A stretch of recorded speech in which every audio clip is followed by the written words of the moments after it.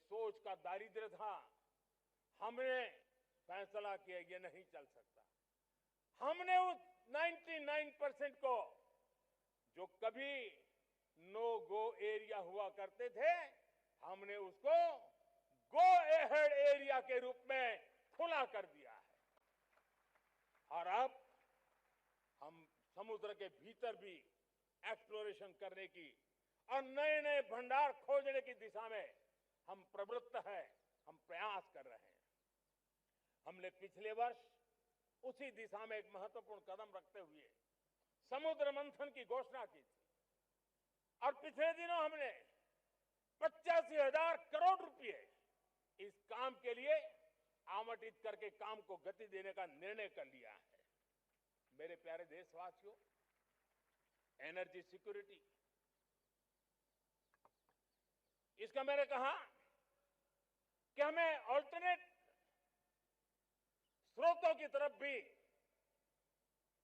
पूरी शक्ति लगाना बहुत जरूरी है और इसलिए ऊर्जा का सही इस्तेमाल बढ़ाते हुए भारत इसी दिशा में आज तेजी से काम कर रहा है। 2014 से पहले, मतलब आज से 12 साल पहले, हमारे देश में सिर्फ 70 शहरों में पाइप से गैस की व्यवस्था थी, पाइप से गैस डिस्ट्रीब्यूशन होता था। 12 साल में इन 70 शहरों को हमने 700 शहरों तक पहुंचा दिया है। ये होती है रफ्तार, ये होता है विस्तार। 2014 के पहले मुश्किल से 20-22 लाख घरों में पाइप से गैस पहुंचता था। आज 1.25 करोड़ घरों में पाइप से गैस पहुंचाने का काम हो रहा है। 12 वर्ष पहले देश में सोलर एनर्जी की कैपेसिटी सिर्फ 2 गीगावाट थी। 2 गीगावाट, आज 160 गीगावाट हमने प्राप्त किया है लक्ष्य। मेरे प्यारे देशवासियों, मैं एक और जानकारी देता हूं। हमने इसका लाभ देश के मध्यम वर्ग को, सामान्य परिवार को मिले, इस तरफ भी उतना ही ध्यान केंद्रित किया। हमने पीएम सूर्यघर मुफ्त बिजली योजना चालू की और आज मुझे संतोष है कि इतने कम समय में 50 लाख घरों का सोलर एनर्जी का काम हम आंकड़ा पार कर चुके हैं। तेजी से चल रहा है और उसके कारण हजारों घरों का बिजली बिल 0 हो गया है। हजारों घर अपनी बिजली का उपयोग करने से अतिरिक्त बिजली आज बेच करके कमाई कर रहे हैं। हर परिवार को हम इस काम के लिए 80,000 रुपया सरकार की तरफ से एक एक परिवार को मदद दी जा रही है, तब जाकर के हम इस काम को पूरा कर रहे हैं। मेरे प्यारे देशवासियों, आपको जानकर के हैरानी होगी, ये जो हमारी रेलवे है उसका इलेक्ट्रिफिकेशन का काम हमारे देश में 1925 में शुरू हुआ था। 1925 में इलेक्ट्रिफिकेशन का काम शुरू हुआ, लेकिन 90 साल में 1925 से लेकर के 90 साल में सिर्फ 30% रेल का इलेक्ट्रिफिकेशन हुआ था। यानी 90 साल में 30%। हमारी रफ्तार देखिए, लक्ष्य को पाने के लिए हमारी दौड़ देख लीजिए। हमने एक दशक के अंदर 100% काम पूरा कर दिया। 90 साल में 30%, 10 साल में 70%, ये होता है काम। और इसके कारण डीजल जो हमें बाहर से लाना पड़ता है उसकी बचत हुई, बिजली से हमारी ट्रेनें चली, पर्यावरण को फायदा होने लगा। मेरे प्यारे देशवासियों, हम यहां से नहीं रुके हैं। हम दुनिया के अंदर पीछे रहना नहीं चाहते। पिछले दिनों आपने खबर सुनी होगी, भारत ने ईंधन का नया क्षेत्र को भी छू लिया है। देश ने पहली हाइड्रोजन से चलने वाली ट्रेन शुरू कर दी है और मुझे खुशी है, ये सबसे लंबी ट्रेन है और सबसे ताकतवर ट्रेन है और दुनिया में हाइड्रोजन ट्रेन के क्षेत्र में भी भारत ने अपना झंडा गाड़ दिया है। प्यारे देशवासियों, पिछले 10-12 साल हम लगातार 2047 के लक्ष्य को पाने के लिए दौड़ रहे हैं। एक के बाद एक सोपान सिद्ध कर रहे हैं।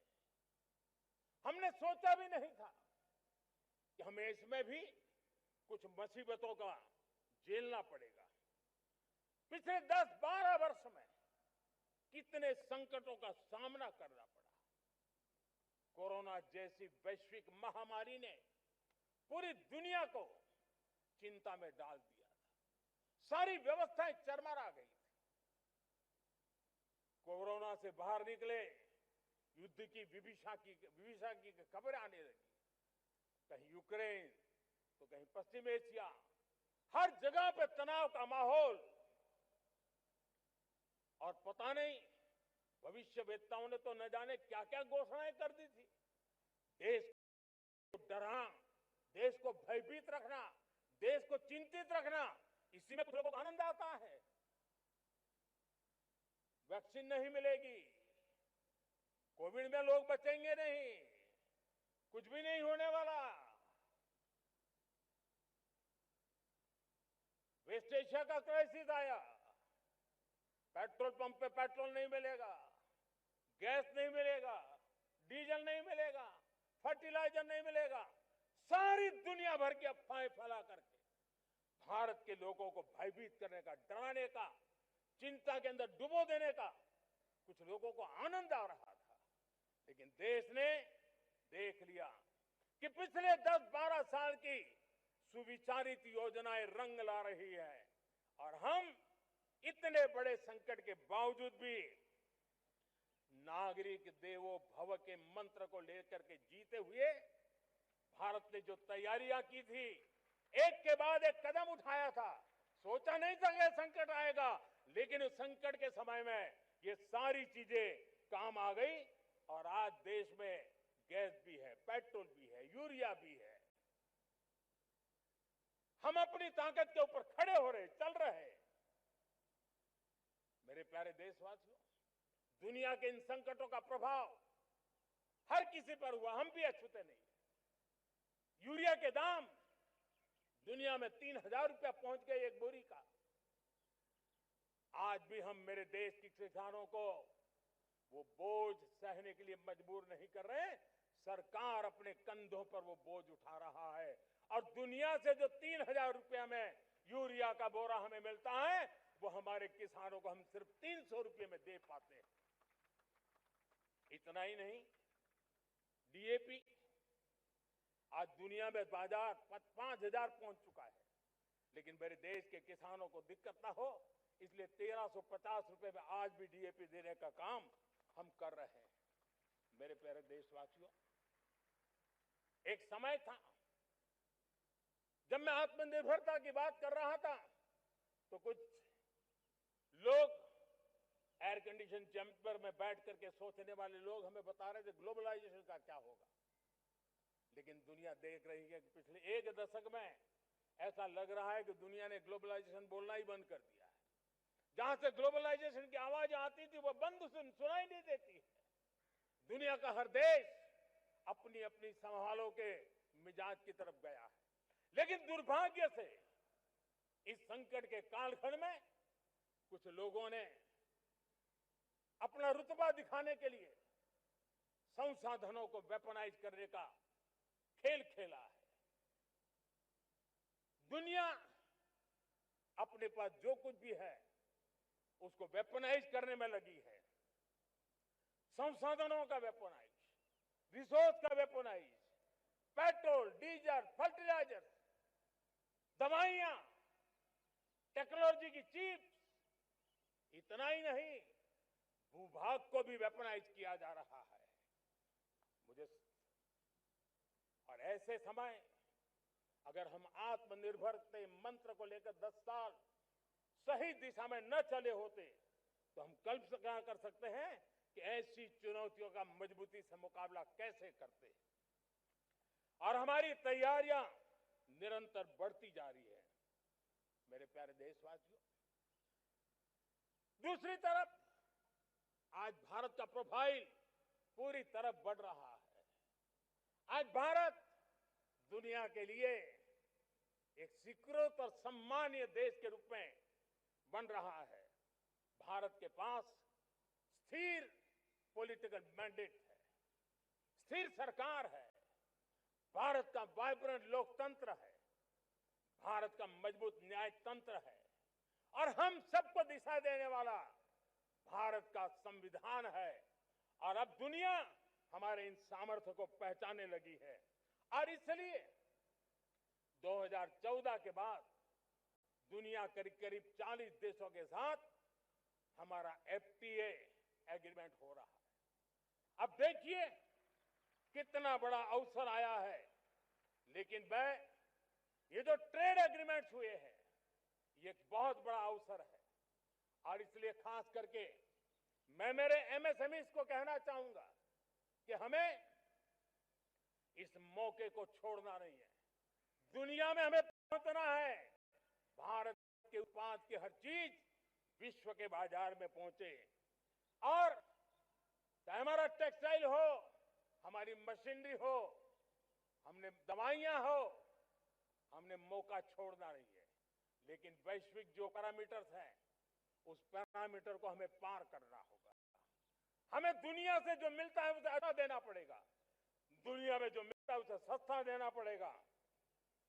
और पंजाब के लुधियाना से लेकर के तमिलनाडु के तिरुपुर तक हमारा टेक्सटाइल सेक्टर दुनिया में पहुंच सकता है। इतना ही नहीं, केरलम से लेकर के गुजरात और तमिलनाडु से लेकर के बंगाल, ये हमारा समुद्री तट, हमारे मछुआरे भाई बहन आज इस एफटीए के कारण हमारे श्रिप यानी झींगा उसके एक्सपोर्ट की बहुत संभावना बनी है। हमारे सी फूड की दुनिया में पहुंच बनने की संभावना पड़ी हुई है। और इसलिए मैं चाहूंगा कि हम इस परिस्थिति का फायदा उठाते हुए, हम आगे चलते हुए हम इन कामों को पार करने के लिए प्रयास करें। मेरे प्यारे देशवासियों, मैंने जो भूमिका आपके सामने रखी है उसके पीछे 2047 का लक्ष्य इन मजबूत नींव पर खड़ा है। 2047 विकसित भारत का लक्ष्य हमने पिछले 10-12 साल में देशवासियों ने जो सामर्थ्य दिखाया है उस सामर्थ्य का हिस्सा है। और इसलिए मेरे प्यारे भाइयों बहनों, सदी का 1/4 हिस्सा बीत चुका है और अगला 1/4 हमारे लिए अत्यंत महत्वपूर्ण है। अब हम रुक नहीं सकते हैं, हमारी गति नहीं रुक सकती है, हमारी दिशा तय हो चुकी है, हमें प्राप्त करके रहना है। और इसके लिए हमें अपना वर्क कल्चर बदलना होगा। हमारे वर्क कल्चर को बदलते हुए हमें हमारी सोच को भी बदलना होगा, हमें हमारे काम की गति को भी बदलना होगा। जो काम पिछले 5-7 दशक में नहीं हुए हैं वो काम हमें आने वाले 5-7 साल में करने हैं। और मेरा भरोसा है मेरे देश की युवा शक्ति पर, मेरे देश के नौजवानों पर, मेरे देश की माताओं को बहनों पर, मेरे देश के किसानों पर, मेरे देश के मजदूरों पर कि हम इस सपने को साकार कर सकते हैं। और इसलिए हमें रिफॉर्म की गति को भी आगे बढ़ाना है। और जब मैं रिफॉर्म की बात कर रहा हूं, रिफॉर्म नहीं हमारे लिए कोई कंपल्सन है, नहीं रिफॉर्म ये हमारे लिए कोई बजबड़ है। हमारे लिए रिफॉर्म ये कन्विक्शन है। आउट ऑफ कन्विक्शन हम रिफॉर्म एक्सप्रेस पर चल पड़े हैं और हम आने वाले दिनों में भी नेक्स्ट लेवल रिफॉर्म की ओर बढ़ने वाले हैं। और इसलिए सरकार, समाज, उद्योग, उत्पादक, किसान, हर किसी ने अपनी ट्रेडिशनल व्यवस्थाओं में रिफॉर्म करना पड़ेगा, सोच में रिफॉर्म करना होगा, अपने लक्ष्यों को रिफॉर्म करना होगा। और इसलिए मेरे प्यारे देशवासियों, हमें एक निश्चित दिशा में को लेकर के चलना होगा। मैं आज उस युग को भी याद करना चाहूंगा जब देश भारत का सामर्थ्य सप्त सिंधु के रूप में हम जानते थे, हम समझते थे, हम सुनते थे। अब विकसित भारत बनाने के लिए हमें नई धारा चाहिए। आज लाल किले की प्राचीर से मैं देश के सामने शक्ति की सप्त धारा का आवाहन करता हूं। आने वाले 5-7 साल में जो पिछले 5-7 दशक में नहीं हुआ, वो सप्त धारा के सामर्थ्य से, शक्ति से हम देश को नई ऊंचाई, नई गति देंगे और नए लक्ष्यों को पार करने वाला सामर्थ्य देंगे। और इसके साथ साथ देश की युवा शक्ति का सामर्थ्य का भरपूर राष्ट्र निर्माण में उपयोग होगा। उनकी शक्ति जोड़ी जाएगी। आने वाले दिनों में जब मैं सप्तधारा की बात करता हूं, सप्तधारा की पहली शक्ति है मैन्युफैक्चरिंग पावर। मेरे प्यारे देशवासियों, हमें मैन्युफैक्चरिंग सेक्टर को बहुत आगे बढ़ाना होगा और प्रोडक्शन बढ़ाने के साथ साथ हमें छोटे छोटे पुर्जे भी बनाने हैं और बड़े बड़े प्रोडक्ट भी बनाने हैं। पूरा वैल्यू चेन हमारा होना चाहिए और उसे लेकर के चलना। हमें कंपोनेंट भी चाहिए और हमें कंप्लीट मैन्युफैक्चरिंग भी चाहिए, कंप्लीट प्रोडक्ट भी चाहिए। डिजाइन से लेकर मैन्युफैक्चरिंग तक भारत को ग्लोबल सप्लाई चेन का भरोसामंद केंद्र बनना होगा। इसके लिए मैं 3 चीजों पर विशेष जोर देना चाहता हूं। मैन्युफैक्चरिंग के क्षेत्र में जो मेरे भाई बहन हैं, ये समय का ये अवसर है, इस अवसर को जाने मत दें। और इसके लिए हमें कॉस्ट, क्वालिटी और स्केल, इसके विषय में वैश्विक मानदंडों से खरा उतरना पड़ेगा।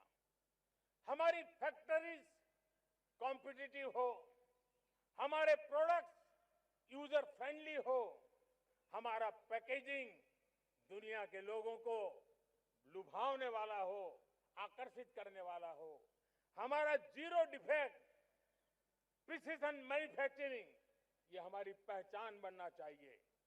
हर मैन्युफैक्चरर, हर एंटरप्रेन्योर, हर एमएसएमई से मैं कहना चाहता हूं, ग्लोबल मार्केट में हमारी पहचान विश्वसनीयता और गुणवत्ता के आधार पर होनी चाहिए। क्वालिटी के संबंध में नो कॉम्प्रोमाइज। और इसलिए हमारा मंत्र क्वालिटी, क्वालिटी, क्वालिटी होना चाहिए। यही हमारा ग्लोबल ब्रांड वैल्यू बनेगा। मेरे प्यारे देशवासियों, इस सप्तधारा की दूसरी शक्ति है कृषि और फूड प्रोडक्शन, फूड प्रोसेसिंग। हमें इस दिशा में आगे बढ़ना होगा। हमारे किसानों ने, अब दुनिया के बाजार खुल चुके हैं। एफपीए के कारण हमें एक बहुत बड़ा मार्केट मिल रहा है। हमें वहां पहुंचना है, हमें उस जगह को हाथ लगाना है। हमें खेत से लेकर एक्सपोर्ट मार्केट की ओर जाना होगा। हमारे पारंपरिक खान पान हो, हमारे मिलेट्स हो, हमारे मसाला हो, हमारे फल हो, फूल हो, क्या कुछ नहीं है हमारे पास, वो ग्लोबल ब्रांड्स बनने चाहिए। हमारे किसान केमिकल फ्री खेती को बल देंगे। दुनिया में इनकी मांग और बढ़ने वाली है और जो ग्लोबल पैरामीटर्स के अंदर हर प्रकार से सिद्ध होने वाले हमारे एग्रो प्रोडक्ट होंगे तो दुनिया में हम आसानी से पहुंच पाएंगे। मेरी सप्तधारा की तीसरी शक्ति है टेक्नोलॉजी और इनोवेशन। मेरे प्यारे देशवासियों, आज जमाना एआई का है, क्वांटम का है, स्पेस का है। रोबोटिक्स का है, डेटा सेंटर्स का है। पूरी तरह एक नया क्षेत्र खुल चुका है और इमर्जिंग टेक्नोलॉजी ये भी हर पल हमें चुनौती दे रही है और इसलिए देश को दुनिया के लिए मार्केट नहीं बना देना, हमें इनोवेशन का हब बनना है। हमने यूपीआई और डिजिटल पब्लिक इंफ्रास्ट्रक्चर में लोहा मनवा लिया है, हमारी ताकत का परिचय करवा दिया है। अब भारत को डिजिटल पब्लिक टेक्नोलॉजी उसको भी दुनिया के कोने कोने तक पहुंचाना है। भारत को नेक्स्ट जनरेशन कम्युनिकेशन टेक्नोलॉजी में लीड करना है। मेड इन इंडिया 6G हर कोने में पहुंचे, ये हमारा लक्ष्य होना चाहिए और हमें उसमें तेजी करनी चाहिए और इसके लिए हमारा प्रयास कम नहीं होना चाहिए। सप्तधारा की चौथी शक्ति है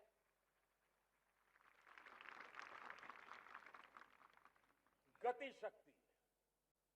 ये गति शक्ति देश के अंदर सीमलेस फास्ट कनेक्टिविटी पर हमें बल देना होगा। शहरों को हाई स्पीड रेल से हमें जोड़ना होगा। मॉडर्न हाईवे चाहिए, इनलैंड वाटरवेज चाहिए, एयरपोर्ट चाहिए, मल्टी मॉडल लॉजिस्टिक की व्यवस्था चाहिए। हमें पोर्ट को सिर्फ सामान उतारना चढ़ाने की जगह नहीं, दुनिया के शिप्स आकर के लंगर हो जाए इतना नहीं, हमें हमारे पोर्ट्स को पोर्ट लेड डेवलपमेंट ग्रोथ की दिशा में हमें आगे बढ़ना होगा। हमारी पांचवी शक्ति है सप्तधारा की, वो है रक्षा शक्ति और ये रक्षा शक्ति का महत्व हर प्रकार से है। मेरे प्यारे देशवासियों, डिफेंस में आत्मनिर्भर होना अब भारत ने अनुभव कर लिया, दुनिया ने अनुभव कर लिया है, इसके बिना कोई चारा नहीं है। विश्व जब अपनी अपनी ही सोच रहा है तब भारत विश्व के लिए बाजार बन करके नहीं रह सकता है। हमें डिफेंस के क्षेत्र में आत्मनिर्भर होना होगा। Next generation defence technology develop करके हमें ग्लोबल सप्लायर बनने की दिशा में हमें लक्ष्य लेकर के चलना है। हमें ड्रोन, काउंटर ड्रोन सिस्टम को विकसित करना होगा और हाइपरसोनिक डिफेंस टेक्नोलॉजीज उस पर हमें लीडरशिप लेनी होगी। साथियों, साइबर सुरक्षा भी आज हर घर के लिए एक समस्या बन रही है। वो भी एक रक्षा का क्षेत्र है जिसमें हमारे युवाओं की जो सामर्थ्य है उस सामर्थ्य का उपयोग हम देश के और दुनिया के लिए कर सकते हैं। हमारी सप्तधारा की छठी शक्ति है ग्रीन इकोनॉमी, ब्लू इकोनॉमी, जो ग्रीन जॉब को भी जन्म देती है। हमें green hydrogen, renewable energy, energy storage, green mobility, green manufacturing in global scale हमें पा करके रहना है। हमें दुनिया जब ग्लोबल वार्मिंग की चर्चा करती रहती है, हम रास्ते खोजते रहते हैं, हम समस्याओं का समाधान दे रहे हैं और भारत एक ग्रीन मूवमेंट का बहुत बड़ा सामर्थ्य लेकर के चलिए। भारत के पास ब्लू इकोनॉमी के लिए भी बहुत बड़ा अवसर है। बहुत बड़ा लंबा हमारा कोस्ट लाइन है। ब्लू इकोनॉमी के लिए बहुत बड़े अवसर है। फिशरीज है, कोस्टल टूरिज्म है, ओशन टेक्नोलॉजी है। ऐसे कितने ही क्षेत्र हैं जिसमें हम आगे बढ़ सकते हैं। मेरे प्यारे देशवासियों, भारत सप्तधारा की जब बात करके लेकर चला है तब हमारी सातवीं धारा है और दुनिया के लिए इसका अपना भी एक महत्व है और वो है भारत का सॉफ्ट पावर। भारत के सॉफ्ट पावर की ताकत है। आज योग ने पूरी दुनिया को भारत के साथ जोड़ के रखा हुआ है। योग दुनिया के लिए एक ऊर्जा बनता जा रहा है, भारत के लिए विश्वास का बड़ा कारण बनता जा रहा है। जिस भारत के पास आस्था के केंद्र हो, जिस भारत के पास आयुर्वेद हो, जिस प्रकार से भारत के पास होलिस्टिक हेल्थ केयर की व्यवस्था हो, हील इन इंडिया का मूवमेंट हो, हम दुनिया के अंदर हमारे सामर्थ्य को लेकर के जा सकते हैं।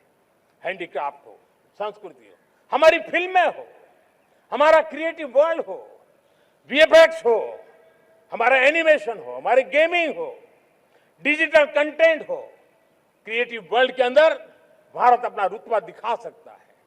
हमने उसको वैश्विक सामर्थ्य के रूप में विकसित करना होगा। आज भारत ने वेव समिट को एक बहुत बड़ी ताकत दी है। दुनिया धीरे धीरे भारत का ये जो world audio visual and entertainment summit है, उसकी राह देखता रहता है और वो भारत के सॉफ्ट पावर को, भारत के क्रिएटिव दुनिया को परिचित करेगा। मेरे प्यारे देशवासियों, भारत के पास विशाल वन्य संपदा है, हमारे पास 100 से ज्यादा नेशनल पार्क है, क्षमता बहुत है, लेकिन विदेशी टूरिस्टों को आकर्षित करने में हम कम पड़े हैं। हमें मौका है हमारे सॉफ्ट पावर के माध्यम से दुनिया के टूरिस्टों को भारत के लिए आकर्षित करने का। हमारा सामर्थ्य हमें दुनिया को दिखाना है। हम ये काम आरा से करें और हम जल्द से जल्द हम इन लोगों आज दुनिया में स्पोर्ट्स की जो है वो भी एक बहुत बड़ा भारत के प्रति आकर्षण का केंद्र। दुनिया के स्पोर्ट्स इवेंट भारत में क्यों ना हो। कॉन्स्टेंट इकोनॉमी बहुत बढ़ रही है, देश के नौजवानों का आकर्षण है। विश्व का हर कोई कलाकार चाहता है कभी न कभी भारत की धरती पर अपना कॉन्सर्ट करे। ये एक बहुत बड़ा अवसर है, हमें इसको मोबिलाइज करने के लिए व्यवस्थाएं खड़ी करनी होगी। साथियों, सप्तधारा की इन 7 शक्तियां उद्देश्य सिर्फ एक सेक्टर में प्रगति करने का नहीं है। एक होलिस्टिक अप्रोच के साथ हमें राष्ट्र को जो लक्ष्य लेकर के हम चल रहे हैं, जो एम्बिशन लेकर के चल रहे हैं, उस स्केल को हमें पार करने की दिशा में काम करना है। मेरे प्यारे देशवासियों, कुछ चीजें मैंने बताई हैं, लेकिन मैं इससे भी आगे सोचता हूं। मैं जरा देश को झकझोरना चाहता हूं, मैं देश की शक्ति को भी झकझोरना चाहता हूं। देश यानी सिर्फ सरकार नहीं होती है, देश यानी हर नागरिक जुड़ता है। क्या हम सोच नहीं सकते कि फॉर्च्यून 500 की चर्चा तो बहुत सुनते हैं, आने वाले एक दशक में इन फॉर्च्यून 500 में 50 कंपनियां भारत की क्यों न हो, ये लक्ष्य हमारा क्यों न होना चाहिए। आज बैंकिंग सेक्टर फल फूल रहा है।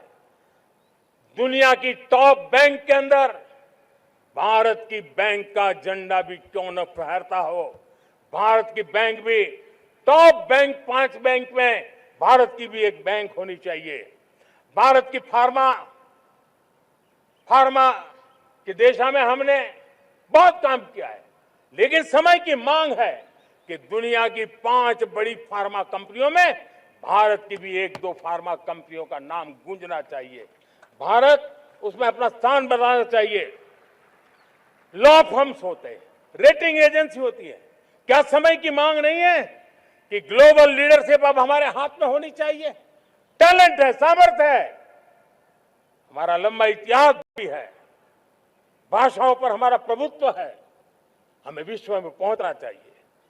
हमारी कोई कंसल्टिंग फर्म, अकाउंटिंग फर्म दुनिया के टॉप फर्म्स के अंदर क्यों नहीं होनी चाहिए। भारत की टेक्नोलॉजी कंपनियां दुनिया के अंदर सिरमौर हो, यह हमारा लक्ष्य होना चाहिए।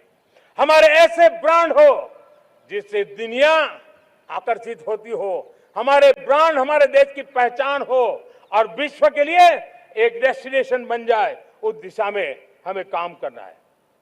और इसके लिए मैं राज्य सरकारों को कहना चाहता हूं, मैं स्थानिक स्वराज की संस्थाओं को कहना चाहता हूं, भारत सरकार का भी यह दायित्व है कि हमें हमारे रिफॉर्म की गति बढ़ानी होगी। हमें 2047 के लक्ष्य के अनुरूप हमारी व्यवस्थाओं को विकसित करना होगा। हमें बीते हुए काल के नीति नियमों से नहीं चल सकते, हमें आने वाले सपनों के हिसाब से नीति नियमों को गढ़ना होगा। और इसको अगर हम करेंगे तो मुझे पूरा विश्वास है और मैं देशवासियों को भरोसा देता हूं, इसी रास्ते मेहनत में कोई कमी न करते हुए हम विकसित भारत का सपना पार करके रहेंगे। हमें सबको मिलकर के चलना है, केंद्र सरकार हो, राज्य सरकार हो, इंडस्ट्री हो, हम सब ने मिलकर के आगे बढ़ना है। हमें रिफॉर्म्स करते रहना है, रिफॉर्म्स को आगे बढ़ाते रहना है। और मैंने पहले भी कहा था, हम रिफॉर्म कंपल्सन से नहीं, कन्विक्शन से कर रहे हैं, लक्ष्य को प्राप्त करने के लिए कर रहे हैं। मेरे प्यारे देशवासियों, जब मैं विकसित भारत की बात कर रहा हूं, देश को तेज गति से आगे बढ़ाने की बात कर रहा हूं, उसका सबसे बड़ा लाभार्थी कौन है? इन सारे प्रयासों का सबसे बड़ा साधक कौन है? अगर साधक है तो मेरे देश का युवा है, मेरे देश की युवा शक्ति है। विकसित भारत की यात्रा में युवाओं की बहुत बड़ी भूमिका है। इतना ही नहीं, विकसित भारत का सबसे बड़ा लाभार्थी भी मेरे देश का युवा है और इसलिए हमें विकसित भारत के लक्ष्य को युवाओं के साथ जोड़ करके आगे बढ़ाना है। युवाओं हमारी सर्वोच्च प्राथमिकता के साथ हमें आगे बढ़ना है। साथियों, पिछले 10-12 साल में उस दिशा में बहुत कुछ हुआ है।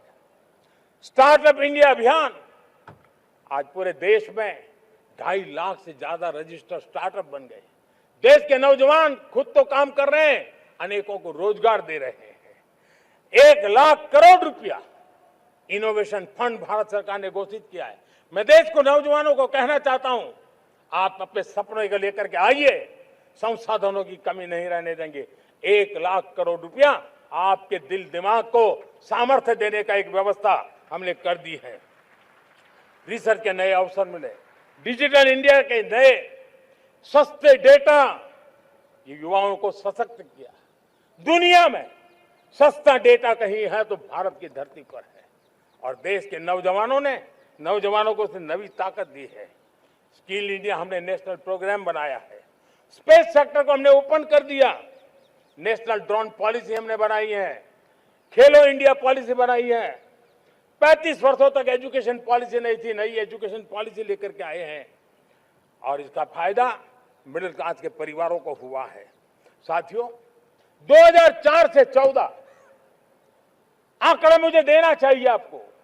2004 से 14 हमारे देश में 350 से भी कम यूनिवर्सिटी थी और आज 10-12 साल के भीतर भीतर करीब 650 नई यूनिवर्सिटी जुड़ चुकी है। करीब 1000 का आंकड़ा हम पहुंच रहे हैं। 2014 के पहले मेडिकल की सिर्फ 400 सीटें हुआ करती थी, आज करीब 850 सीटें मेडिकल की हो रही है। इतना ही नहीं, अब विदेशी यूनिवर्सिटी भी भारत की धरती पर आ रही है। भारत के अंदर विदेशी यूनिवर्सिटी की डिग्री मेरे नौजवान को मिले, इसका प्रबंध भी हो चुका है। हमारे देश के युवा मन बचपन से ही टेक्नोलॉजी की तरफ आकर्षित हो, उस दिशा में हम काम कर रहे हैं और इसलिए हमने करीब 10,000 से अधिक अटल टिंकरिंग लैब छोटे छोटे बच्चों के हवाले कर दी है ताकि उनका इनोवेशन और टेक्नोलॉजी के अंदर उनका मन बने।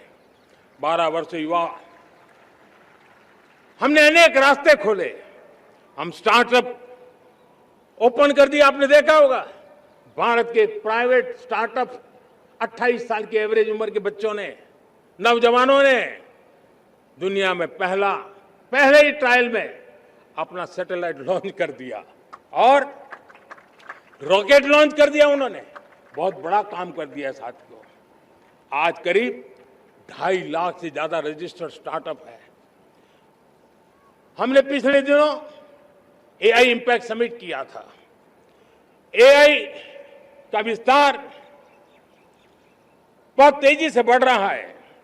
लाल किले से मैं देश के नौजवानों के लिए घोषणा करना चाहता हूं। हमने तय किया है कि आने वाले 1 वर्ष में 1 करोड़ युवाओं को एआई स्किल के लिए ट्रेनिंग देने का हम काम करेंगे ताकि हमारा देश का नौजवान एआई की दुनिया में भी नेतृत्व करने का सामर्थ्य। मेरे साथियों, बायो इकोनॉमी एक नया क्षेत्र है। एक समय था 2014 के पहले सिर्फ 60,000 करोड़ रुपए का बायो इकोनॉमी का काम होता था। मेरे देश के नौजवान, आपने क्या कमाल कर दिया है। देखिए, नीतियां जब सही होती है, लक्ष्य जब साफ होता है, तो मेरे देश के नौजवान कैसा करके थे। बायो इकोनॉमी में देश की युवा शक्ति ने सामर्थ्य दिखाया। 2014 के पहले जो 60,000 करोड़ का कारोबार था, आज वो कारोबार बायो इकोनॉमी 20 लाख करोड़ पहुंच चुकी है। दोस्तों,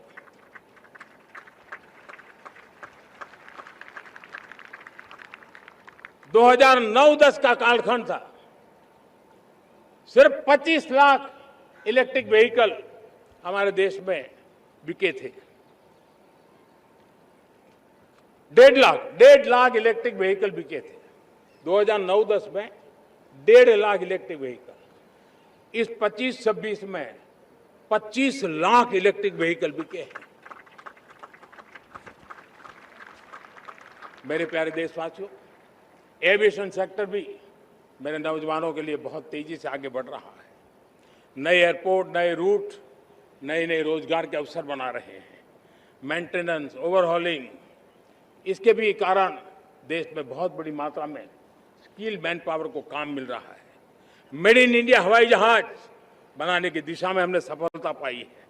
made in India defence transport aircraft C295 already अपनी उड़ान भर चुका है, सफल उड़ान भर चुका है। ये देश के नौजवानों के लिए, मेरे साथियों, ड्रोन ने भी बहुत बड़ा काम किया है। स्वामित्व योजना, गांव में ड्रोन से स्वामित्व योजना सफल हो रही है। करीब 3.25 करोड़ परिवारों को स्वामित्व योजना का लाभ मिला है और इसके कारण 140 लाख करोड़ रुपए जैसी संपत्ति अनलॉक हुई है, जिसके कारण बैंक से लोन मिल सकता है, लोग अपना कारोबार कर सकते हैं। मेरे प्यारे देशवासियों, हमारे मध्यम वर्गीय परिवारों के सामने एक बहुत बड़ा बोझ बन चुका है कोचिंग क्लासेस की स्पर्धा। हर माँ बाप को लग रहा है कि कोचिंग क्लास में बच्चे को नहीं भेजा तो हम प्रतिष्ठित परिवार नहीं है। इन गरीब और मिडिल क्लास परिवारों की हम चिंता करते हुए हजारों करोड़ रुपए का उनका खर्च है वो भी बचे, बेटे भी अपने आसपास रह सके, उनकी देखभाल हो सके, परिवार पर आर्थिक बोझ ना आए। और इसलिए हमने युवाओं के लिए विभिन्न परीक्षाओं की फ्री ऑनलाइन कोचिंग हमने करने का निर्णय किया है। डिजिटल पब्लिक इंफ्रास्ट्रक्चर है, हमारे पास उत्तम टैलेंट है, टीचर्स हैं, उन संसाधनों को जोड़ करके हम देश के नौजवानों को फ्री कोचिंग देने का एक पूरा नेटवर्क हम खड़ा करने वाले हैं। मेरे प्यारे देशवासियों, मैं हमेशा कहता आया हूं, जो खेले वो खिले। जब मैं खेले वो खिले की बात कर रहा हूं, तब मेरे प्यारे देशवासियों, आज भारत खेल की दुनिया में अपनी जगह बना रहा है। अब खेल के पोडियम में भारत का राष्ट्रगीत सुनाई देता है, भारत का राष्ट्रगान सुनाई देता है, भारत का तिरंगा झंडा लहराता दिखाई नजर आ रहा है। टॉप्स योजना ने बहुत बड़ी सफलता पाई है। खेलो India games, university games, winter games, beach games, sports infrastructure, sports के लिए कोचिंग, स्पोर्ट्स मेडिसिन, स्पोर्ट्स के लिए न्यूट्रिशन, इन सारे विषयों में भारत अब महारत करने की दिशा में आगे बढ़ रहा है। नौजवानों के लिए पूरा नया क्षेत्र, खिलाड़ी न बन सके तो उसकी सपोर्ट सिस्टम में भी बहुत बड़ा क्षेत्र खुल रहा है।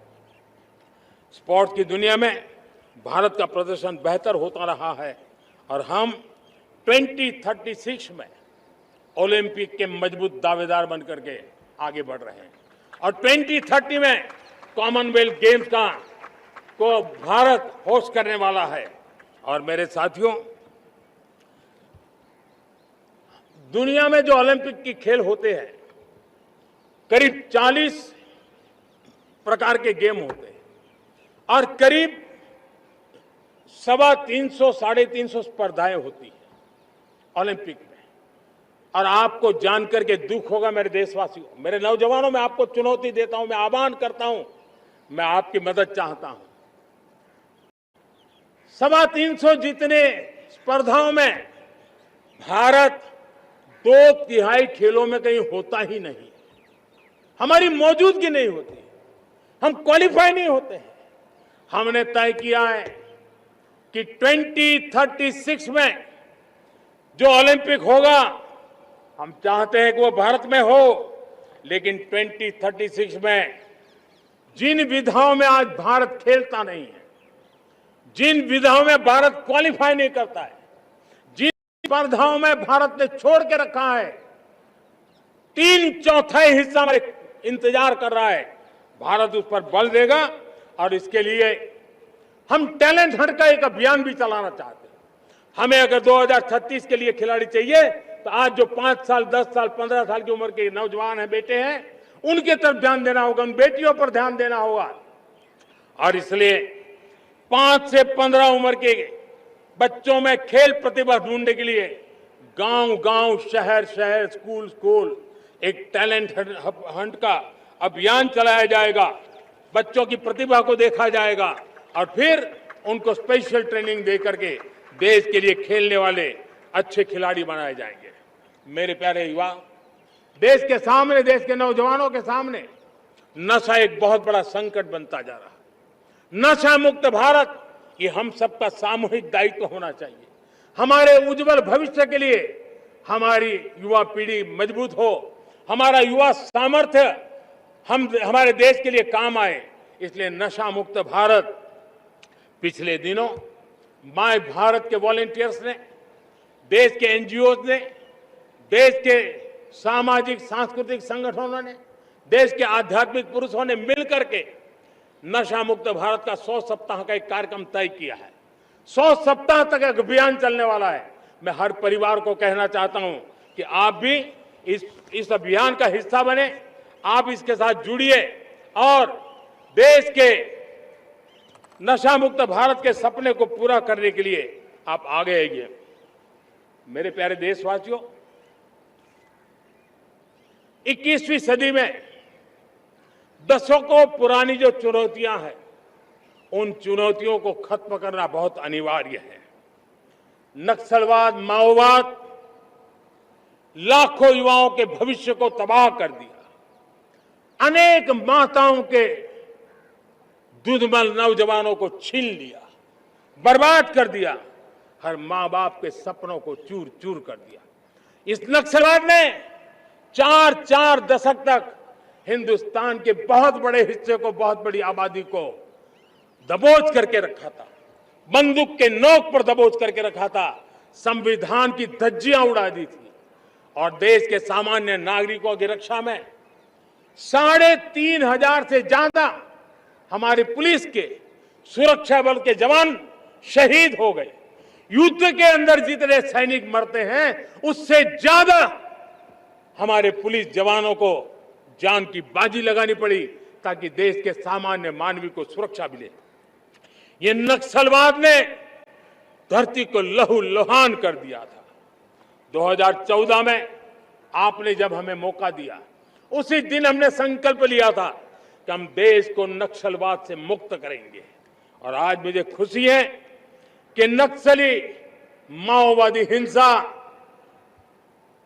आखिरी सांस भी शायद रहने की अब तो ताकत नहीं रही है, पूरी तरह उसे खत्म करने की दिशा में जहां पर कभी नक्सलवादियों की गोलियां चलती थी, जहां पर कभी धरती रक्त रंजित रहा करती थी, आज उसी नक्सल क्षेत्रों में, उसी इलाकों में नक्सल मुक्त होने के कारण विकास, विश्वास और प्रयास का तिरंगा लहरा रहा है। मेरे प्यारे देशवासियों, लेकिन इस चुनौती को हमने कम नहीं आंकना है। इस चुनौती से हमें और भी सावधान रहने की जरूरत है। वर्षों तक देश की सत्ता में माओवादी सोच के लोग गलियारों में अपनी जगह बना करके बैठे थे। सरकारी कमेटियों में सलाहकार के रूप में भी ये माओवादी सोच ने नीतियों को प्रभावित किया था। मेरे प्यारे देशवासियों, जंगलों में हमें हथियारी नक्सलों का खात्मा बुलाने में, उस संकट से देश को मुक्त कराने में सफलता मिली है। लेकिन हथियारी नक्सल तो गए, लेकिन दिमागी नक्सल, ये दिमागी नक्सल मौके की तलाश में है, हिंसा अराजकता के वो रास्ते खोज रहे हैं, समाज को गलत राह पर घसीटने के लिए भांति भांति के दांव कर रहे हैं। इन दिमागी नक्सलियों को पहचानना होगा, इन दिमागी नक्सलियों को आइसोलेट करना होगा और राष्ट्र को विकसित राष्ट्र बनाने की मुख्य धारा की ओर देश की युवा पीढ़ी को जोड़ना होगा।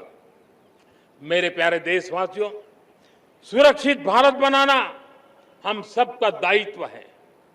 चुनौती सीमा के भीतर हो या सरहद से बाहर, भारत हर परिस्थिति के लिए तैयार है। आज युद्ध का नेचर बदल रहा है। अब युद्ध सीमा पर ही होता है, गारंटी नहीं है। आज युद्ध सीमा के अंदर, कहीं रिफाइनरी पे जाकर के, कहीं बैंकिंग सेक्टर को जाकर के, कहीं डेटा सेंटर को जाकर के, एक प्रकार से लड़ाई का नया रूप, इंफ्रास्ट्रक्चर तोड़े जा रहे हैं, फैक्ट्रियां तोड़ी जा रही है। हमने मिशन सुदर्शन चक्र की पिछले सालों घोषणा की थी, बहुत तेजी से उस पर काम चल रहा है। आज डिफेंस एक्सपोर्ट हमारा करीब 50 गुना बढ़ा है। करीब 100 देशों में हमारे अस्त्र शस्त्र पहुंच रहे हैं। वैश्विक पटल पर भारत की प्रतिष्ठा धीरे धीरे बढ़ रही है। बदलते हुए समय में अस्त्र शस्त्र की तरफ काम करना है, सैन्य बलों का सामर्थ्य बढ़ाना है, लेकिन साथ साथ नागरिकों को भी तैयार करना होगा। पिछली शताब्दी के युद्धों के अनुरूप जो सिविल डिफेंस की व्यवस्थाएं हमारे देश में विकसित हुई है, वो कालबाह्य हो चुकी है। और इसलिए मैं आज लाल किले से घोषणा कर रहा हूं कि हम आने वाले दिनों में सिविल डिफेंस का एक वाइब्रेंट नेटवर्क खड़ा करेंगे। आधुनिक व्यवस्थाओं से उनको परिचित कराएंगे। आधुनिक संकटों से नागरिकों को रक्षा करने की क्या व्यवस्था हो सकती है, एक बहुत बड़ा वॉलेंटरी फोर्स सिविल डिफेंस का आधुनिक चुनौतियों को पार करने वाला हम बनाने वाले हैं। मेरे प्यारे देशवासियों, राष्ट्र के निर्माण में आज हमारी बहनों बेटियों का योगदान हम सब के लिए बहुत बड़ा प्रेरणा का कारण बना हुआ है। फाइटर जेट हो या सिविल एविएशन, हमारी बेटियां सबसे आगे दिखाई दे रही है। खेलकूद का मैदान हो, हमारी बेटियां आगे दिखाई दे रही है। स्टेम एजुकेशन में भर्ती होने की प्रक्रिया हो, सबसे ज्यादा हमारी बेटियां आगे दिख रही है। आज सेना में भी एनडीए से जो बच्चियां निकली हैं, वो बड़े रौब के साथ देश की सेना का नेतृत्व करने का सामर्थ्य दिखाने लगी है। मेरी बेटियों की ताकत कैसी है। मैं पिछले दिनों साणंद में एक सेमीकंडक्टर प्लांट में गया, वहां आदिवासी बेटियां, देश के अलग अलग कोने से आई हुई बेटियां काम कर रही थी। वो उस गांव से आई थी जिन्होंने पासपोर्ट क्या होता है पता तक नहीं था। वो बेटियां विदेशों में गई, ट्रेनिंग लेकर के आई और आज चिप निर्माण का काम कर रही है और बड़े कॉन्फिडेंस, मैं जो उनका कॉन्फिडेंस देखा, मैं सचमुच में बहुत प्रभावित हुआ था। आज 3 करोड़ बहनों को हमने लखपति दीदी बनाने का लक्ष्य तय किया था, उसको पार कर लिया। अब हम 6 करोड़ लखपति दीदी बनाने के लक्ष्य को लेकर के आगे बढ़ रहे हैं। 3 करोड़ नई लखपति दीदी बनना मतलब ग्रामीण अर्थव्यवस्था में बहुत बड़ा बदलाव मातृशक्ति के द्वारा आने वाला है। मेरे प्यारे देशवासियों, आज पंचायतों में, नगर पालिका में, महानगर पालिका में बहुत बड़ी मात्रा में हमारी महिलाएं जनप्रतिनिधि बनकर के देश का मार्गदर्शन कर रही है, समस्याओं का समाधान कर रही है, बहुत ही सक्षम नेतृत्व दे रही है। और इसी को ध्यान में रखते हुए हमने पार्लियामेंट में नारी शक्ति वंदन अधिनियम पारित किया था, लेकिन किसी न किसी कारण से राजनीति के अखाड़े में पिछले 40 साल से ये सपना हमेशा राजनीतिक अखाड़े का शिकार हो गया है। मैं देश के सभी राजनीतिक दलों से आज लाल किले की प्राचीर से तिरंगे झंडे की छाया में खड़े होकर के प्रार्थना करता हूं, आग्रह करता हूं, आइए उन महिलाओं के सामर्थ्य के पुजारी बनिए, उन महिलाओं के सम्मान में आगे आइए और जल्द से जल्द हमारी माताओं बहनों को 33% विधानसभा और लोकसभा में उनको प्रतिनिधित्व मिले। वे भारत की नीति घड़तर के अंदर अपना योगदान दे, समय की मांग है। और मैं सभी राजनीतिक दलों से फिर से आग्रह करता हूं, आइए महिला आरक्षण लागू करके महिला सम्मान में आप भी जुड़िए, आप भी यश लीजिए, आप भी क्रेडिट लीजिए, लेकिन मेरी माताओं बहनों को हक दीजिए। मेरे प्यारे देशवासियों, विकसित भारत का संकल्प तभी पूरा होगा जब विकास अंतिम व्यक्ति तक पहुंचेगा। 2014 से पहले सिर्फ 25 करोड़ लोगों के पास सोशल सिक्योरिटी का कवर था, सिर्फ 25 करोड़ के पास।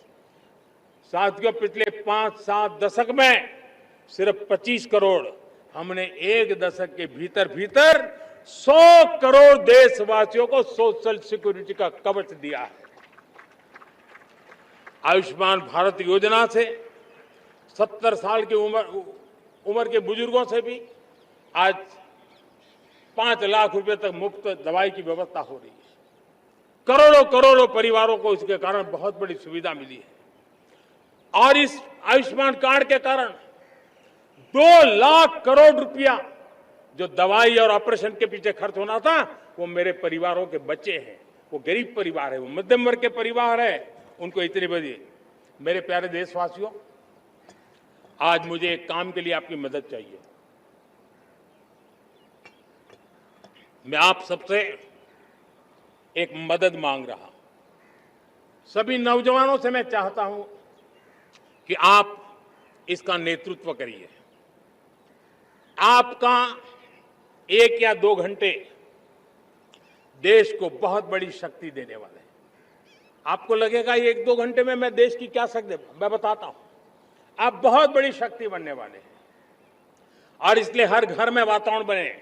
इन दिनों देश में जनगणना का काम हो रहा है, सेंसस का काम हो रहा है, गिनती चल रही है। और गिनती सिर्फ आंकड़ों से बात बनती नहीं है, उसकी बारीकियों से नीतियां बनती हैं, योजनाएं बनती हैं, देश आगे बढ़ने की अपनी रूपरेखा तैयार करता है।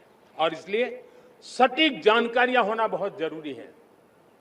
कभी कभी जो सरकार की तरफ से प्रतिनिधि आते हैं वो इतनी जल्दी में होते हैं, कभी स्पेलिंग एक लिख देते हैं, कभी अलग लिख देते हैं, और इसके कारण अल्टीमेट परिणाम हमें सही मिलने में दिक्कतें आती हैं। अब जब टेक्नोलॉजी अवेलेबल है और इस बार निर्णय किया है, आप स्वयं भी जनगणना में अपनी जानकारियां अपने मोबाइल फोन से भर करके दे सकते हैं। बाद में कोई बाबू आएंगे, कोई प्रतिनिधि आएंगे, आपसे चर्चा करेंगे, लेकिन आप परिवार के सब बैठ करके अगर डिजिटली अपना रजिस्ट्री करवा दे, सारी बारीकियां, स्पेलिंग में भी गलती ना हो, कोई भी जानकारियों में गलती ना हो, आप जितनी परफेक्ट जानकारी देंगे देश को आगे बढ़ने में बहुत बड़ी मदद मिलेगी। और इसलिए मैं देश के नौजवानों को कहता हूं कि आप अपने परिवार के लोगों को बिठा करके पूरे फॉर्म को समझिए। पहले कागज पे फॉर्म को भर दीजिए, कोई गलती है तो करेक्ट कर लीजिए, और फिर टेक्नोलॉजिकली उसको डिजिटली इसको अपलोड कर दीजिए। आप देखिए इतना बड़ा काम देश कर लेगा और देश का समय और शक्ति सही काम के लिए उपयोग आएगा। और इसलिए मेरे देश के नौजवानों को जनगणना के इस काम में सक्रियता से जुड़ने के लिए मैं आग्रह करता हूं। मेरे प्यारे देशवासियों, मैंने लाल किले से पंच प्राण की बात कही थी। इस पंच प्राण ने देश को अपने आत्मगौरव की ओर लेकर के आगे बढ़ने का, लक्ष्यों को पार करने के सामर्थ्य के साथ आगे बढ़ने का एक बहुत बड़ा संबल दिया है। हमें गुलामी की मानसिकता हर पल मिटाते ही रहना है। जिस भारत का सपना नेताजी सुभाष चंद्र बोस ने देखा था, बाबा साहब आंबेडकर ने देखा था, पंडित नेहरू ने देखा था, सरदार पटेल, भगत सिंह, सुखदेव राजगुरु ने देखा था, डॉक्टर श्यामा प्रसाद मुखर्जी ने देखा था, भगवान बिरसा मुंडा ने देखा था, ज्योतिबा फुले ने देखा था, उन सब से प्रेरणा लेकर के हम आगे बढ़े। आइए इस संकल्प को हम दोहराए, स्वयं से ऊपर राष्ट्र का हित हो, स्वयं से ऊपर राष्ट्र का हित हो और कर्तव्य ही हमारी पहचान हो। मैं सभी देशवासियों से कहूंगा, समय हमारा है। मैं सभी देशवासियों से कहूंगा, समय हमारा है, अवसर हमारा है, संकल्प हमारा है। आइए सपनों को संकल्प बनाए, संकल्प को सामर्थ्य बनाए और सामर्थ्य को सफलता में बदल के रहे। आइए हर कदम को विकास का कदम बनाए, कदम से कदम मिलाए, मन से मन मिलाए, लक्ष्य से जुड़े रहे। एक दीप से जले दीप हजारों, आओ मिलकर विकसित भारत बनाए। इसी एक भावना के साथ इस मंगल पर्व पर आप सबको अनेक अनेक शुभकामनाएं। मेरे साथ बोलिए, भारत माता की, भारत माता की, भारत माता की, वंदे वंदे वंदे। बहुत बहुत धन्यवाद।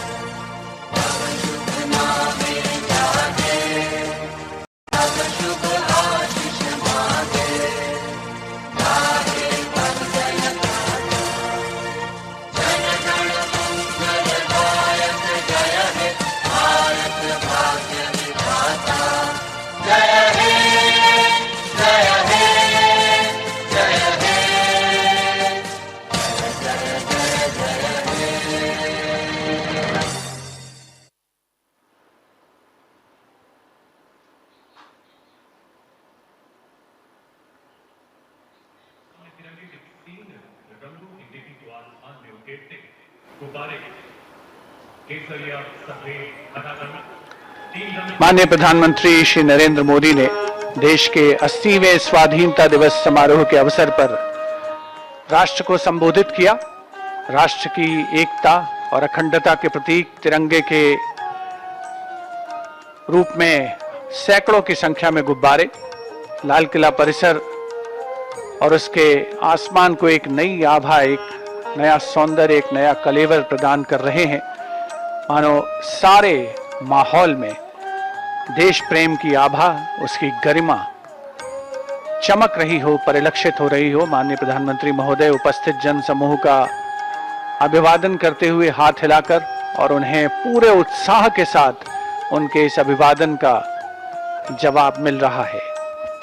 The Prime Minister has always talked about inculcating those same values and virtues as the Mahatma had in our lives. The balloons being left out in the open skies, showcasing the free spirit of a young country, the spirit which is taking the country to newer heights. When the Honorable Prime Minister addresses the students and the youth power, he talks about attaining one's goal and keeping the nation first, of making sure that we try to find solutions to the problems we see around us. to uplift others, to believe that everyone is capable of doing great things, and to be able to see the Almighty in each and every soul, to be a firm believer that cleanliness is next to godliness.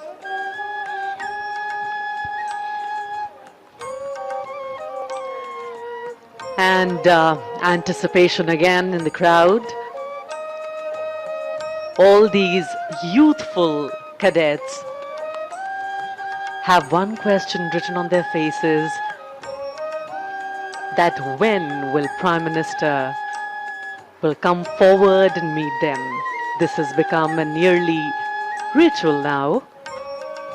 We all are looking forward and hoping that this year too, Honorable Prime Minister comes and meets and interacts with these young hearts. And perhaps in this moment, we also realize the true meaning of freedom.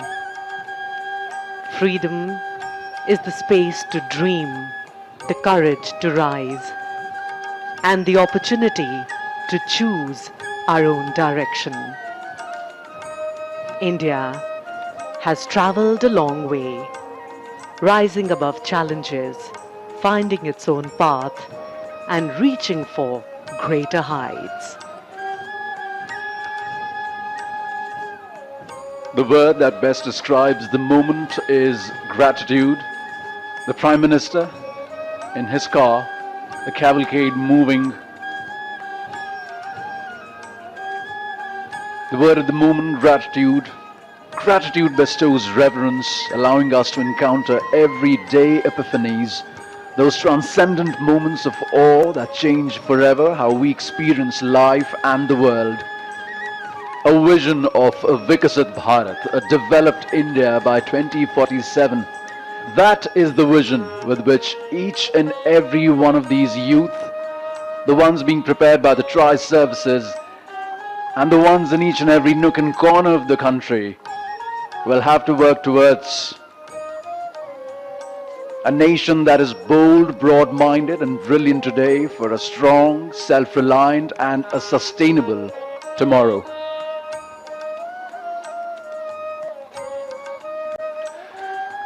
माननीय प्रधानमंत्री महोदय का काफिला, उनकी car, उनका वाहन ज्ञान पथ के नजदीक जैसे जैसे पहुंच रहा है, यहां उपस्थित इन युवाओं के चेहरे पर आप खुशी, उल्लास, उमंग, उत्कंठा की जो रेखाएं हैं वो साफ पढ़ सकते हैं।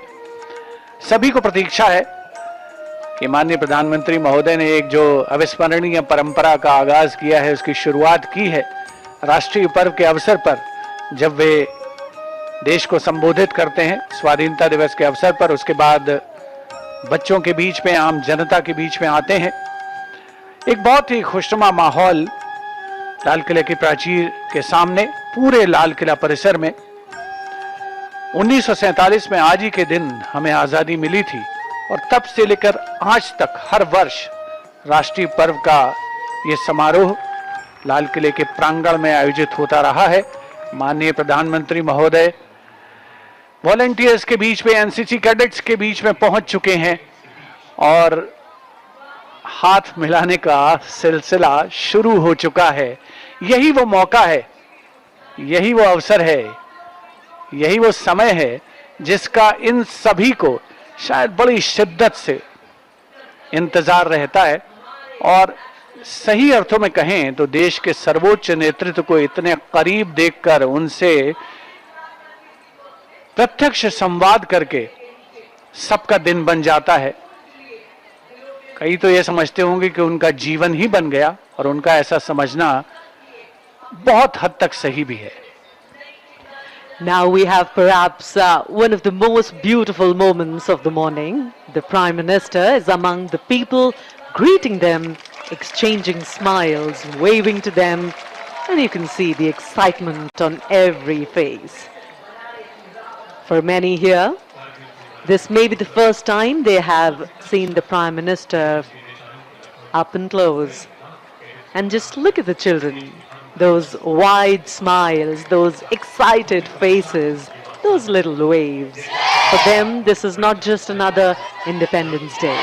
This is a memory they may carry with them for the rest of their lives. Years from now, they may look back and say, yeah, I was there.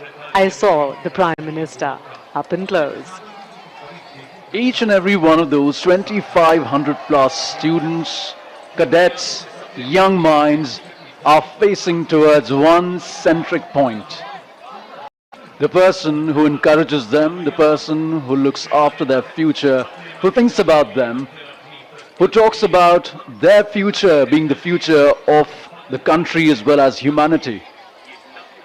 That is exactly the person they're all looking at once. And now the Honorable Prime Minister swiftly moving towards the audience enclosure, where a surprising thing has happened. All the seats of the background have suddenly emptied because each and every one of the people have crammed at the railings of those enclosures. They all wish to see their honorable, their beloved Prime Minister.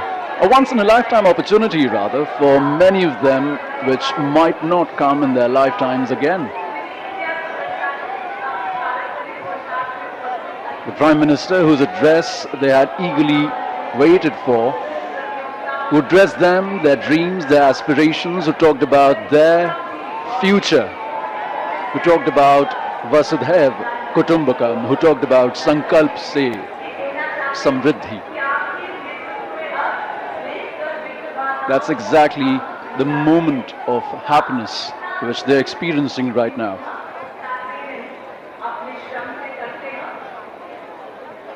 As the Prime Minister walks among the people, almost every phone in the crowd seems to be out, everyone trying to capture this special moment. A wave here, a smile there, and a quick greeting. People are recording videos, taking photographs, sharing the moment with those who could not be here. And you can feel the excitement building with every step the Prime Minister takes. This interaction has now become one of the most eagerly awaited moments of the Independence Day celebrations. Year after year, people look forward to seeing the Prime Minister step away from the formalities and come closer to the citizens, greeting them, acknowledging them, and sharing these spontaneous moments of connection. And perhaps that is why these moments feel so special. माननीय प्रधानमंत्री महोदय, सामान्य दर्शक दीर्घा में जितने भी ज़्यादा लोगों से मिल सकते हैं, उनके जितने नज़दीक जा सकते हैं, जा रहे हैं। और ये भी एक बड़ी दिलचस्प बात है कि जो आम जनमानस है, उन सभी के चेहरे पर ऐसे भाव हैं जैसे माननीय प्रधानमंत्री सिर्फ उन्हें ही देख रहे हों। सुरक्षा एजेंसियों के लिए, सुरक्षा कर्मियों के लिए थोड़ा चुनौतीपूर्ण दायित्व होता है ऐसे अवसर पर व्यवस्था को बनाए रखना, लेकिन ये स्वाधीनता दिवस समारोह है, भारत का महा उत्सव है और यहाँ सभी की जिम्मेदारी, सबका उत्तरदायित्व, उसका निर्वहन पूरी निष्ठा के साथ करना एक बहुत बड़ी खासियत है। और वही विशेषता इस स्वाधीनता दिवस समारोह को बेहद खास और उल्लेखनीय, अविस्मरणीय बनाती है। माननीय प्रधानमंत्री महोदय सामान्य एनक्लोजर्स के बाद एक बार फिर से पहुंचे हैं युवा शक्ति के बीच में, प्रत्यक्ष संवाद करते हुए भी नजर आते हैं। और एक बार फिर से, चूंकि अब ये कुछ अंतिम क्षण हैं, तो हर कोई चाहता है कि वो माननीय प्रधानमंत्री महोदय के बहुत नजदीक आए, उनसे प्रत्यक्ष संवाद करे, उनके साथ सेल्फी ले। और यही वो यादें हैं जो जीवन भर वो अपने साथ रखेंगे, चिरस्मरणीय ये स्मृतियां हैं जिनको वो समेट कर इस स्वाधीनता दिवस समारोह से अपने साथ ले जाएंगे। The vision of a rising space sector scientific research, sustainable living industries, green and non-fossil energy, never seen before speed and scale of infrastructure development, record number of existing, expanding in new metro rail services, intra and intercity metros, the Namo Bharat, cleaner and greener stations, new freight corridors, indigenous locomotives for goods and passengers under the Vande Bharat scheme, a growing sports superpower, preferred destination for medical tourism, a major hub for aircraft and vessel repair, overhaul and maintenance, and these are just a few of the policies that the Prime Minister and his able government is doing for the country, for the future, for the power that they believe the future and the youth hold. Every greeting that the Prime Minister gets has a touch of class as well as culture. He knows that the children are happy, and that's what makes him happy. The official ceremony may have its grandeur, but here among the people, it is wonderfully candid. Children trying to get a better view, some holding up a phone for a photograph. Sea of smiling young Indians, waving, smiling, reaching out to their own Prime Minister. And everyone hoping for that one brief moment of eye contact, a wave, perhaps even a greeting. For many, this will be their photograph of the day. Priyadarshini, how do you say no to such innocent smiles? Is it possible?